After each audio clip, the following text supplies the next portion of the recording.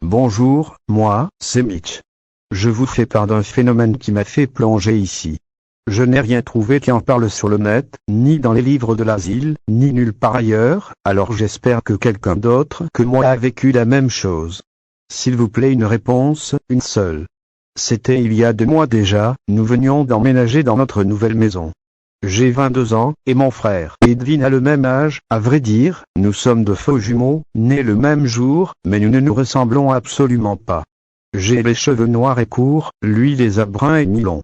Edwin appréciait que l'on passe du temps ensemble.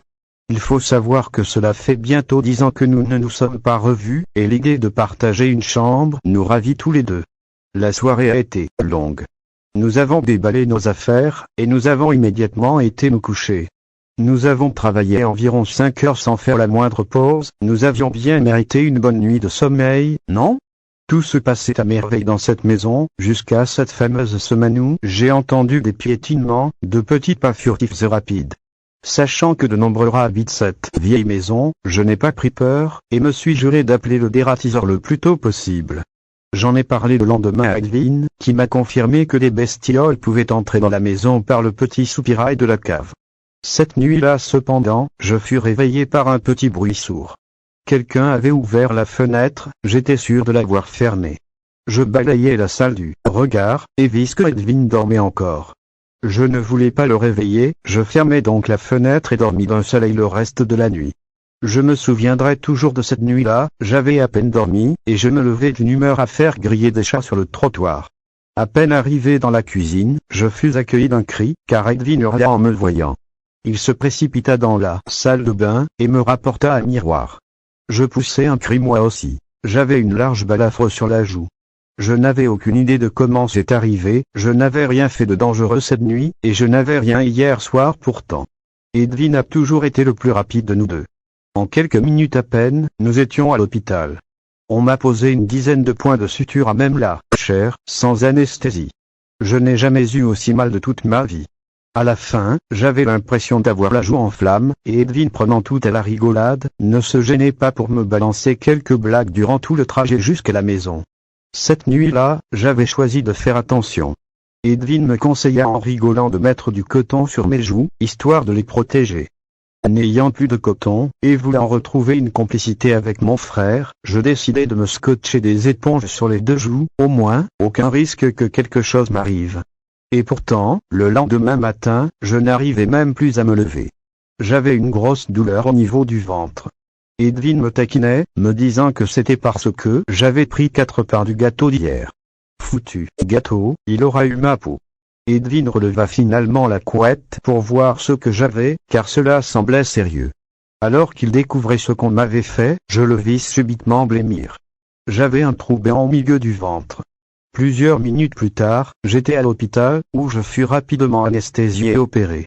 Je me réveillai le lendemain matin. Dans ma chambre se trouvait Edwin et le docteur. Ce dernier m'a alors regardé dans les yeux, et m'a dit : « Monsieur, nous ne savons pas comment, ni pourquoi, mais quelqu'un vous a retiré votre rein droit. Ne paniquez pas, on peut vivre avec un seul rein. Il faudra juste appliquer quelques mesures de prudence. Vous resterez cependant quelques jours encore ici. Je crois que ça a été l'une des plus grandes frayeurs de ma vie. On m'avait arraché un rein, en m'ouvrant à moitié le ventre, et je ne m'en étais même pas rendu compte. Rester encore une semaine ici me ferait du bien, je me sentais en sécurité ici, mais Edwin, il reste encore à la maison lui, seul. Et si ce qui m'avait arraché le rein revenait pour lui ? N'y pensons plus. Tout se passera bien, oui, tout. La nuit suivante fut celle qui m'a le plus marqué. Je me suis réveillé, en sueur, et je ne pouvais plus bouger. L'apnée du sommeil qu'on appelle K, une belle connerie. Je me suis dit que K passerait tout seul, à vrai dire, K m'était déjà arrivé. Jusqu'à ce que je sente que quelque chose appuyait sur le lit, ça semblait remonter vers moi. Je pensais que mes muscles se contractaient, et que donc ça appuyait sur le lit. C'était beaucoup trop lourd pour être mes muscles, je m'en rends compte aujourd'hui. C'est alors que je le vis, un visage. Un visage qui me regardait dans les yeux. Mais ses yeux, où étaient ses yeux ? 2 trous noirs lui servaient d'yeux, quelques gouttes d'un liquide noir s'en écoulaient, il n'avait pas de bouche non plus, juste un nez et 2 trous. J'essayais de bouger, je le jure, je faisais ce que je pouvais, jusqu'au moment où enfin, dans un élan d'instinct de survie, mon bras se libéra de la torpeur et adressa une droite puissante à cette chose, qui disparut dans un nuage de fumée. Lorsque j'ai raconté cette expérience à l'hôpital, on s'est moqué de moi. On m'a traité de fou, et j'ai eu plusieurs réunions avec les psychologues. Mais ils n'ont rien pu conclure quant à ma santé mentale. Enfin, aujourd'hui, je vais rentrer chez moi, et je reverrai Edwin, lui seul pourra m'aider. Je m'en souviens comme si c'était hier, il devait venir me chercher devant l'hôpital à 2 heures de l'après-midi. J'ai poireauté jusqu'à 3h30, personne n'est venu. Il m'avait donc oublié? Sans doute oui, il était un peu tête en l'air. Je suis donc rentré à pied. Et là, je ne comprends plus rien, la porte était ouverte, chose qui n'est pas normale connaissant Edwin. Je rentrai alors dans la maison, et hurlai quelques Edwin. Edwin. Je grimpais les marches 4 à 4, et là, même aujourd'hui, je ne trouve pas les mots. Je vis Edwin, allongé par terre, les yeux arrachés, baignant dans son sang. Je ne pouvais pas détacher mes yeux de son cadavre, je ne peux pas. Et je regrette toujours, d'avoir levé le regard. Dans l'embrasure de la porte d'en face, je vis cette chose. Elle me regardait, elle semble fière sous son masque, triomphante, la tête haute. Et elle se mit à avancer vers moi. Je n'ai jamais couru aussi vite, j'ai fui, comme un lâche. J'aurais dû me battre, venger mon frère. Mais non, j'ai fui. Et aujourd'hui, je me trouve lâche. Edwin était fort, lui. Nous n'avions vraiment rien en commun.